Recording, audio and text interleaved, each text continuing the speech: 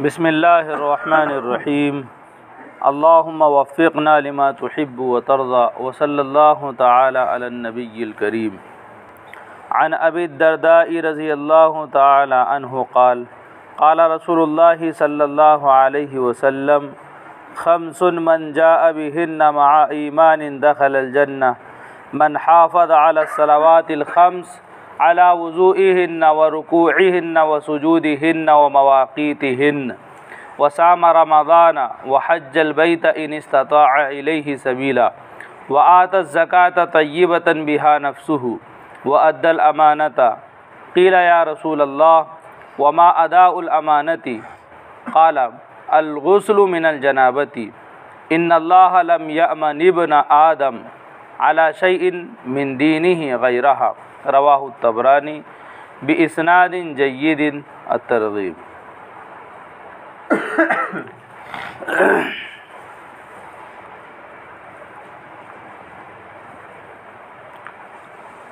हज़रत अबू दरदा रज़ी अल्लाह ताला अन्हु से रिवायत है कि रसूलुल्लाह सल्लल्लाहु अलैहि वसल्लम ने इरशाद फरमाया, जो शख्स ईमान के साथ 5 आमाल करता हुआ अल्लाह ताला की बारगाह में आएगा वो जन्नत में दाखिल होगा। जो शख्स ईमान के साथ 5 आमाल करता हुआ अल्लाह ताला की बारगाह में आएगा वो जन्नत में दाखिल होगा। नंबर 1, 5 नमाज़ों को उनके वक्त पर एहतिमाम से इस तरह पढ़े कि उनका वज़ू और रुकू सजदा सही तौर पर करे। नंबर 2, रमज़ानुल मुबारक के रोज़े रखे। नंबर 3, अगर हज की ताकत हो तो हज करे। नंबर 4, खुश दिली से ज़कात दे और अमानत अदा करे। अर्ज़ किया गया, या रसूल अल्लाह, अमानत अदा करने का क्या मतलब है? आप सल्लल्लाहु अलैहि वसल्लम ने इरशाद फरमाया, जनाबत का गुस्ल करना, क्योंकि अल्लाह ताला ने आदम के बेटे के दीनी आमाल में से किसी अमल पर एतमाद नहीं फरमाया सिवाय गुस्ल जनाबत के, क्योंकि गुस्ल जनाबत ऐसा छुपा हुआ अमल है कि इसके करने पर अल्लाह ताला का खौफ ही उसे आमादा कर सकता है। तर्जुमा और इसकी जो तशरीह है वो आप लोगों के सामने ज़िक्र की जा रही है, इसलिए कि जब तक किसी लफ्ज़ की हकीकत और किसी बात का पूरा इल्म ना हो, जब तक इंसान उस अमल में मजबूत नहीं हो सकता। हमें ये तो पता है कि नमाज पढ़ना चाहिए, नमाज के फ़ज़ाइल पता हैं, लेकिन नमाज को किस तरह पढ़ना चाहिए इस बारे में बहुत कम लोगों को इल्म है। इसलिए कि आम तौर पर अगर आप गौर करें तो ये बात हमें दिखाई देगी, हम लोगों को देखेंगे कि ना तो रुकू सही है, ना सजदा सही है, ना ही खड़े होने का तरीक़ा सही है। नमाज तो पढ़ रहे हैं और 5 वक्त की पढ़ रहे हैं, यहाँ तक के बाज़ तहज्जुद गुज़ार भी हैं, लेकिन इन सब के बावजूद उनकी नमाज़ों में बड़ी कमियां हैं, इसलिए कि उन्होंने नमाज के फ़ज़ाइल सुने और नमाज़ पढ़ना शुरू कर दी।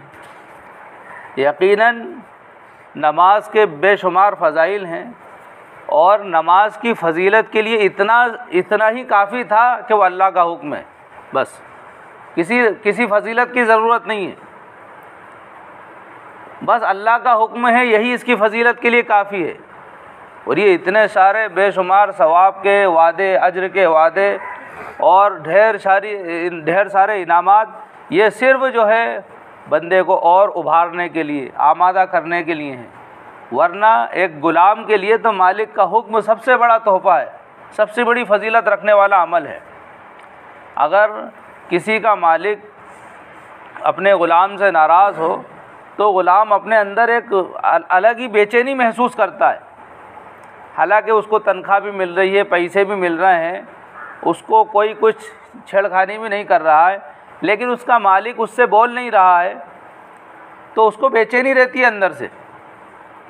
वो ये चाहता है कि मेरा मालिक मुझे कुछ हुक्म दे, और जब उसको हुक्म मिलता है तो खुशी से उस अमल को वो करता है।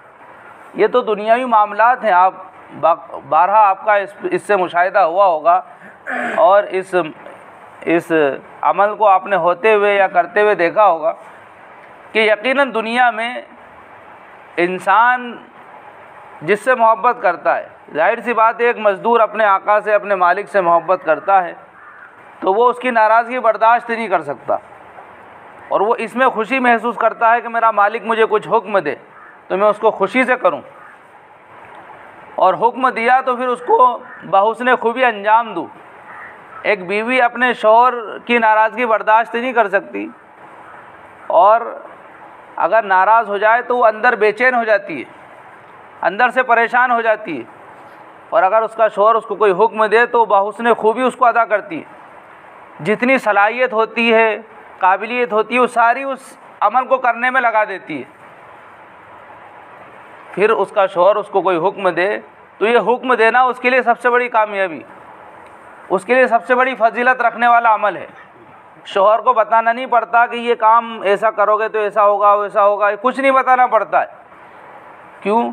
इसलिए कि उसके नज़दीक उसका बड़ा मकाम है, बड़ी अहमियत है उसके यहाँ। तो ऐसे ही अल्लाह ताला जो सबका खालिक, सबका मालिक है, उसने हुक्म दे दिया, यही इसकी फजीलत के लिए काफ़ी है। लेकिन असल मसाला ये है कि हम लोगों को अल्लाह ताला से जो मोहब्बत होना चाहिए वो नहीं है, इसके नतीजे में अल्लाह के किसी हुक्म को हम अहमियत नहीं दे रहे। वजह उसकी एक ये है कि फ़ायदा नज़र नहीं आ रहा है, और बाज़ लोग वो भी हैं कि जिन्होंने नमाज के फ़ज़ाइल तो सुने लेकिन फिर भी नमाज शुरू नहीं कर पाए, कश्मकश में है। वजह उसकी ये है कि फ़ज़ाइल सुने, कुछ दिन नमाज पढ़ी और देखा कि फ़ायदा तो कुछ हो नहीं रहा है, तो उन्होंने नमाज़ पढ़ना छोड़ दी। इसीलिए तो एक वो वाक़या है, दरमियान में आपके सामने ज़िक्र कर दूँ। हज़रत राबिया बसरिया बहुत बड़ी बुज़ुर्ग खातून, अल्लाह वाली खातून थी। एक मर्तबा वो एक हाथ में आग और एक हाथ में पानी लेकर घर से बाहर निकली। लोगों ने देखकर कहा कि ये तो दीवानी हो गई है, कहाँ जा रही है ये आग लेकर और ये पानी लेकर? तो उन्होंने जवाब दिया कि ये आग इसलिए है कि इससे जन्नत को जला दूं, और ये पानी इसलिए है कि इससे जहन्नुम को बुझा दूं। इंसान के बस में नहीं है कि वो जहन्नुम को बुझा दे और जन्नत को जला दे, लेकिन लोगों को समझाने के लिए ये अमल किया उन्होंने कि लोग या तो जन्नत के शौक़ में अमल कर रहे हैं या जहन्नुम के खौफ में अमल कर रहे हैं। लोगों अमल करो सिर्फ अल्लाह के लिए, लोगों सिर्फ अमल करो अल्लाह के लिए। हुक्म अल्लाह का है तो बंदे को अमल सिर्फ इसलिए करना चाहिए कि मेरे अल्लाह का हुक्म है, मेरे रब का हुक्म है, इसलिए नहीं कि मेरे को ये फ़ायदा हो जाएगा, ये फ़ायदा हो जाएगा, फला फला। और इसी वजह से इंसान को फ़ायदा नहीं होता। खुद मैं अपनी आप बीती सुनाऊँ आपको कि एक साहब से मेरा साहबका पड़ा, वो मेरे पास आए, उन्होंने अपनी परेशानियाँ बताईं, तो मैंने उसको बताया नमाज़ पढ़ो और अल्लाह ताला से मांगो, इंशाअल्लाह परेशानियाँ हल हो जाएंगी। उनका रिस्क का मसला था, बरकत नहीं होने का मसला था। तो मैंने उनसे कहा फ़जर की नमाज़ पढ़ो, फ़जर की नमाज के बाद इशराक तक ज़िक्र करो, तालीम हो रही है तालीम में बैठो, ये भी ज़िक्र है, इज्तिमाई अमल में शरीक होना ये भी जो है ज़िक्र है। जिस तरह बोलना ज़िक्र है, ज़बान से अल्लाह का तज़किरा करना ज़िक्र है, इसी तरह अल्लाह की बड़ाई को सुनना भी ज़िक्र है। लोगों को पता ही नहीं है कि ज़िक्र कहते किसे। कुछ लोग तो तस्बीह घुमाने को ही ज़िक्र समझ रहे, दिमाग कहीं भी हो बस। तो इस बात को अच्छी तरह समझ लिया जाए कि ज़िक्र के माने क्या हैं। ज़िक्र के माने हैं याद करना। याद आप ज़बान से करें, दिल से करें, या आप चार लोगों में बयान करें। तो अल्लाह को याद करना। अब आप देख लीजिए, एक इंसान बात कर रहा है अल्लाह की और उसके रसूल की, तो इसमें अल्लाह को याद कर रहे हैं कि नहीं हम लोग? बार बार जहन कहाँ जा रहा है? अल्लाह की तरफ। बार बार जहन अल्लाह की तरफ जा रहा है, तो ये ज़िक्र है। और ये मैं समझता हूँ कि ये जो ज़िक्र है उस इनफिरादी ज़िक्र से बाज़ दफ़ा कैफियत के एतबार से बढ़ जाता है, इसलिए कि एक इंसान सलाहियतमंद है और उसको भी खूब बयान करना आता है, तालीम करना आता है, सब कुछ आता है, लेकिन वो एक आम इंसान की, मामूली इंसान की तालीम को सुन रहा होता है, उसके बयान को सुन रहा होता है। हालांकि वो बयान करने वाला अगरचे सलाहियत में कमज़ोर हो, इल्म में कमज़ोर हो, लेकिन वो बताता तो अल्लाह और उसके रसूल की बात है। तो ये अपने आप को दबा कर बैठता है वहाँ पर और सुनता है, तो इसका एक मुजाहिदा भी होता है कि ये आला अदना की तालीम सुन रहा है, ये सलाहियतमंद कमज़ोर की तालीम सुन रहा है, उसका बयान सुन रहा है।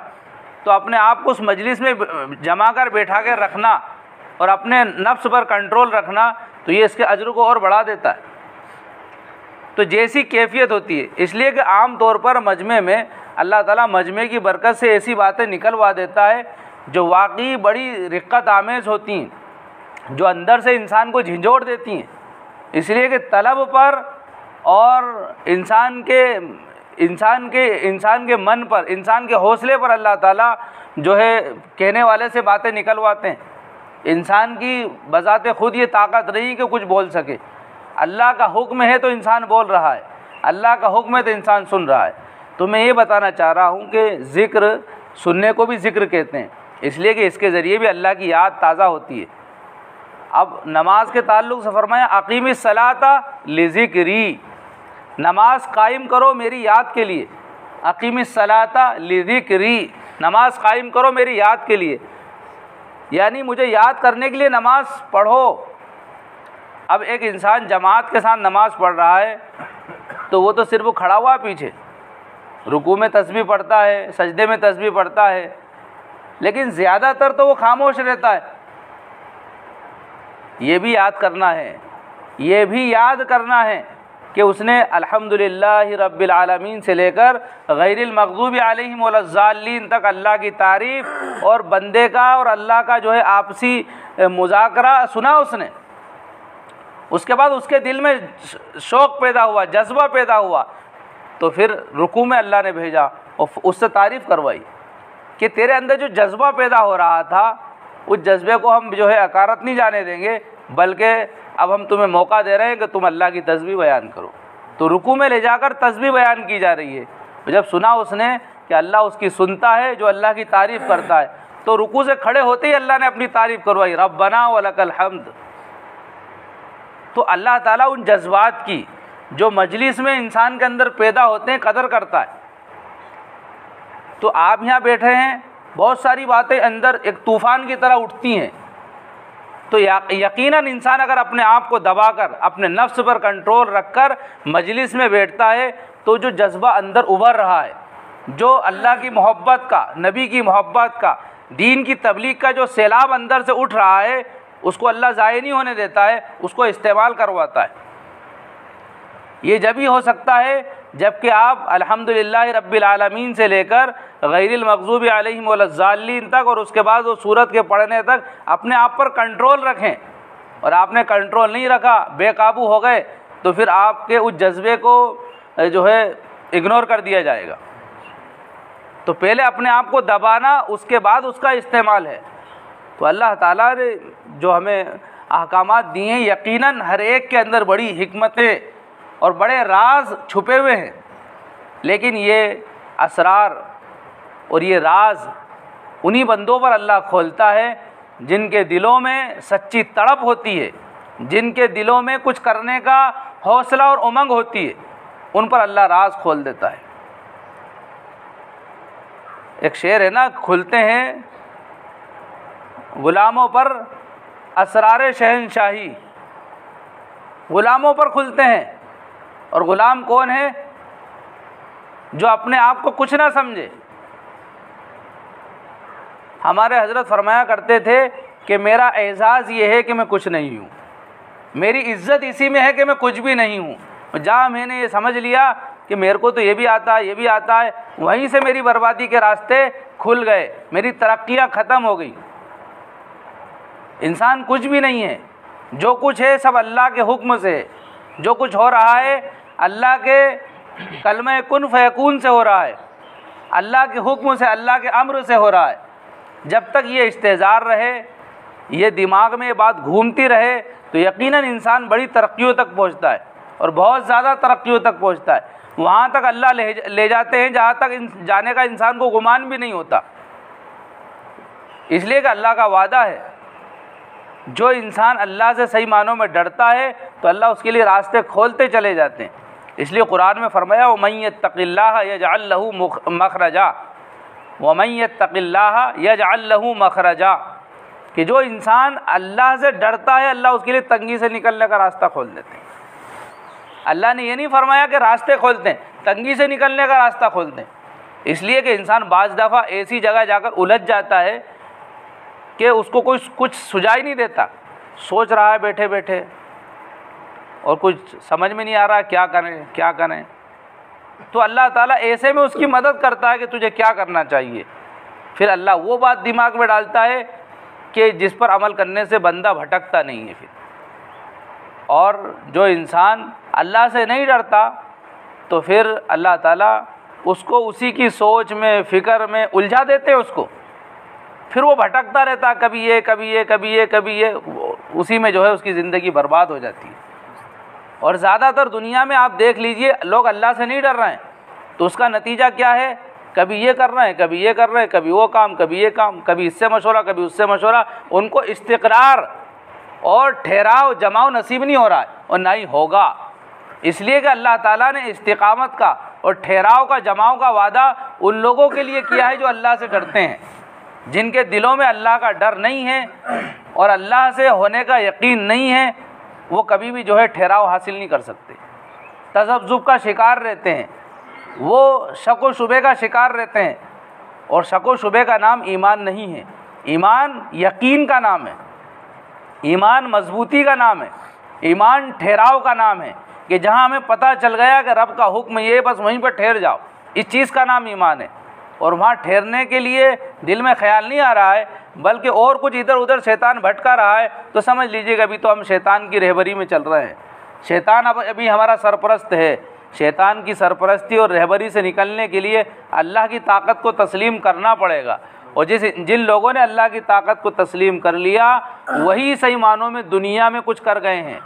और जिन्होंने अल्लाह की ताकत को तस्लीम नहीं किया, जिन्होंने अपने आप को अल्लाह पर, अल्लाह के दीन पर नहीं लगाया, वो भटकते ही रहे हैं। दीन में रहकर भी भटके हैं, दुनिया में रहकर भी भटके हैं। दीन का काम करना, इसलिए तो बुज़ुर्गों का ये कौल है कि इंसान सब कुछ बन सकता है, जब तक वो इंसान ना बने कुछ नहीं बन सकता। हाफिज़ बन सकता, आलिम बन सकता, मुफ्ती बन सकता, मास्टर बन सकता है, प्रोफेसर बन सकता है, प्रिंसिपल बन सकता है, इंजीनियर, डॉक्टर सब बन सकता है। अगर वो एक इंसान नहीं बना तो कुछ नहीं बन सकता। और इंसान वही बनता है जो अपने अल्लाह से डरता है, जो अपने तख्लीक के मकसद को पहचानता है कि मैं क्यों पैदा किया गया हूँ, दुनिया में क्यों भेजा गया हूँ, मेरी पैदाइश का मकसद क्या है, मेरे दुनिया में आने का मकसद क्या है। और ये वही इंसान पहचानता है जो अल्लाह को पहचानता हो, जो अल्लाह से डरता हो। बहरहाल बात यहाँ से निकली है कि नमाज पढ़ रहे हैं लेकिन इस्तेज़ार नहीं है, ध्यान नहीं है। और ध्यान किन लोगों को नसीब होता है? जो अल्लाह से डरते हैं उन्हीं को ध्यान नसीब होता है। तो नमाज पढ़ना, सही तरीके से पढ़ना, इस्तेज़ार के साथ पढ़ना, उनको फिर इत्मीनान भी मिलता है, सुकून भी मिलता है और ज़िंदगी का मज़ा दोबाला हो जाता है। और जिन लोगों को नमाज में सुकून नहीं मिल रहा है, नमाज में इत्मीनान नहीं मिल रहा है, समझ लीजिए कि उनकी नमाज अभी सही मानों में नमाज बनी नहीं है। नमाज इसके लिए तो अल्लाह ने पैदा किया है। नमाज एक अहम इबादत है और ये नमाज इंसान को अल्लाह के सामने झुकना सिखाती है। यही नमाज हमें दुनिया के हर लाइन में, दुनिया के हर मोड़ पर रहनुमाई करेगी। जबकि नमाज हो, नमाज को नमाज के तरीक़े से पढ़ा जाए। और जब तक इंसान नमाज के अहकामात से, नमाज के मसाइल से, नमाज के फ़ज़ाइल से वाकिफ़ नहीं होगा, वो नमाज को सही तरीके से नहीं पढ़ सकता। तो ये अहमियत पर कुछ बातें मैंने आपके सामने ज़िक्र की हैं। अब इसके लिए ज़रूरी है कि नमाज़ों के जिस तरह फ़ज़ाइल हमने सुने हैं, नमाज़ों के मसाइल भी मालूम करें और नमाज में जो जो चीज़ें पढ़ी जाती हैं उनको तजवीद के साथ पढ़ें। इसी तरह ध्यान, हर नमाज में ध्यान पैदा करें। बग़ैर ध्यान वाली नमाज ज़िम्मेदारी से तो इंसान निकल जाता है, लेकिन अल्लाह के यहाँ उस नमाज का कोई मकाम नहीं है जो बग़ैर ध्यान के पढ़ी जाए। ध्यान के साथ पढ़ो, तवज्जो के साथ पढ़ो। बाज़ दफ़ा रोने जैसी सूरत बनाओ, गिड़गिड़ाओ अल्लाह के सामने, इसलिए कि हम झुकने के लिए आए हैं, अल्लाह के सामने झुकने के लिए आए हैं, अपनी ग़ुलामी का इजहार करने के लिए आए हैं, लेकिन वो इजहार नहीं कर पा रहे हैं, झुकाव पैदा नहीं हो रहा है, नज़रें नहीं झुक रही हैं, बदन नहीं झुक रहा है, तो समझ लीजिए कि नमाज तो पढ़ रहे हैं लेकिन नमाज का हक़ अदा नहीं कर रहे हैं। ऐसी नमाज अल्लाह को पसंद नहीं है। वो सब मतलब नमाज के जो लवाजिमात है उनके मनाफी है, वो नहीं देख सकते। सजदे की जगह देखना है। नमाज में जब खड़े रहें तो सजदे की जगह देखना है कि इसी ज़मीन में हमें दफन होना है एक दिन। रुकू में जाएं तो अंगूठों पे देखें कि हमें हमारी रूह जब निकलेगी तो इन्हीं अंगूठों से निकलना शुरू होगी। फिर खड़े हों, फिर सजदे में जाएं तो पेशानी अल्लाह के सामने टेक दें और अपने आप को ज़लील बनाकर, अपने आप को एकदम इंतहाई तज़ल्लुल के साथ अल्लाह की रुबूबियत को और अल्लाह की किबरियाई को तस्लीम करते हुए अपनी पेशानी को रगड़ें अल्लाह के सामने कि अल्लाह हम कुछ भी नहीं है, ये थोड़ा बहुत तूने दिया है, सब तेरा ही है, हमारा कुछ नहीं है। तो अल्लाह की बड़ाई को तस्लीम करते हुए अपने आप को ज़लील करें सजदे में जाकर, और फिर जब अत्तहियात में बैठें तो देख लें कि कुछ भी नहीं है हमारे पास, दामन खाली है हमारा। इस्तेहज़ार के साथ, यकीन के साथ नमाज़ पढ़ेंगे तो नमाज बड़े बरक़ात लेकर आएगी, बड़ी बरकतें, भलाइयाँ लेकर आएगी, इंसान की ज़िंदगी को रोशन कर देगी। इंसान की ज़िंदगी में जो बेचैनी है, जो इज़्तिराब है, जो कुल्फ़तें हैं, डिप्रेशन है, ये सब ख़त्म कर देगी। नमाज तो अल्लाह ताला ने मोमिन को एक तोहफ़ा अता फ़रमाया है। ये समझ लीजिए कि ऐसा तोहफ़ा जो दुनिया में किसी के पास नहीं है। नमाज एक ऐसा तोहफ़ा जो मुसलमानों के अलावा किसी के पास नहीं है, और मुसलमानों में उनको जिनको नमाज सही तरह से पढ़ने की तौफीक मिल गई, वही सही मानों में नमाज के तोहफ़े को तोहफ़ा समझने वाले लोग हैं। बहरहाल नमाज के ताल्लुक़ से ये पहला नंबर है जिसकी रुकू की तफसील मैंने मुख्तसर आपको बताई थी, और ये रुकू सजदा ज़िमनी तौर पर सारी बातें इसमें जो मैंने आज ज़िक्र की इसमें आ गई हैं। खुलासा ये है कि बस नमाज को नमाज के तरीके से पढ़ो, उसको सीखो। बग़ैर सीखे कुछ भी नहीं कर सकता इंसान। जो भी गलतियां हैं एक एक लफ्ज़ करके सीखो। आपको अत्तहियात कच्ची याद है, नहीं याद है, या जो भी मसला है, एक लफ्ज़ रोज़ाना सीखो, अत्तहियातु लिल्लाही, दिन भर इसी को पढ़ते रहो, अत्तहियातु लिल्लाही। कोई मुश्किल नहीं है, दिन भर एक लफ्ज़ को याद कर लो, पढ़ते रहो। दूसरे दिन आओ तो अगला लफ्ज़ पूछ लो। अब दोनों को दिन भर पढ़ो, अत्तहियातु लिल्लाही वस्सलावातु, अत्तहियातु लिल्लाही वस्सलावातु, दिन भर इसी को पढ़ो। तीसरे दिन आओ तो तीसरा लफ्ज़ पूछ लो, उसको दिन भर पढ़ो। कोई मुश्किल है इंसान के लिए? कुछ भी मुश्किल नहीं है। लेकिन हम जिस तरह दुनिया पर मेहनत कर रहे हैं, अपने काम पर, अपने कारोबार पर मेहनत कर रहे हैं, इस तरह हम अल्लाह के हुक्मों पर, अल्लाह के हुक्मों को सीखने के लिए मेहनत नहीं कर रहे, बल्कि ध्यान तक नहीं जाता इधर। भाई ये बड़ी गफलत है, बहुत बड़ी गफलत है। इससे हम बचें और अल्लाह ताला से मांगें। अल्लाह ताला ही जो है हमारे जहनों को खोलने वाला, हमारी ज़बान को नरम करने वाला, दिलों को नरम करने वाला है। इंसान का दिल अल्लाह की 2 उंगलियों के दरमियान है। इंसान का दिल अल्लाह की 2 उंगलियों के दरमियान है। जब जिसके दिल को चाहे घुमा सकता है वो उसके आगे मांगने वाले हों। इंसान कोई भी काम करे, वो दीन का हो, दुनिया का हो, जब तक वो इनफिरादी तौर पर 2 रकात नमाज पढ़कर अल्लाह के आगे नहीं झुक रहा है, अल्लाह से नहीं मांग रहा है, अपना मामला अल्लाह के सामने नहीं रख रहा है, तो वो उस लाइन में, उस काम में सक्सेस नहीं हो सकता।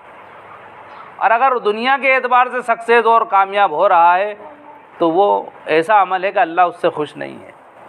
अल्लाह ताला से मांगे अल्लाह ताला हम सब को अमल करने की, समझने की तौफीक अता फ़रमाए। अल्लाह ताला हमारे तमाम आमाल में, नमाज में और जितने भी आमाल हैं सब में अल्लाह ताला जान पैदा फ़रमाए। इखलास अल्लाह ताला हम सबके दिलों में पैदा फ़रमाए। इखलास के साथ तमाम आमाल को अंजाम देने वाला बनाए। आमीन। सुबहान अल्लाहि व बिहम्दिही, सुबहानक अल्लाहुम्मा व बिहम्दिका, नशहदु अन ला इलाहा इल्ला अंता, नस्तगफिरुका व नतूबु इलैक। सुबहान रब्बिका रब्बिल इज़्ज़ति अम्मा यसिफून व सलामुन अलल मुरसलीन वल्हम्दुलिल्लाह।